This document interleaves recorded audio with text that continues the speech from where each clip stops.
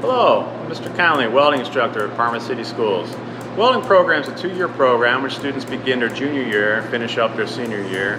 The program is open to any student within the Parma City School District.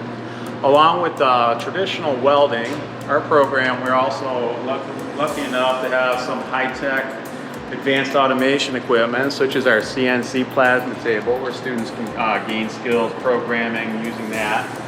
And along with that, we have an industrial robotic welder where students can gain some programming skills on that and expose them to a piece of equipment that is used in industry today.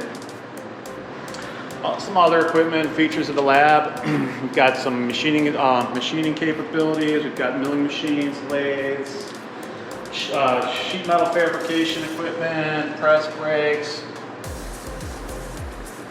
bandsaws. So another feature of the program is that students can receive college credits. We have agreements with Tri-C, Ohio Higher Ed, and Kent State University.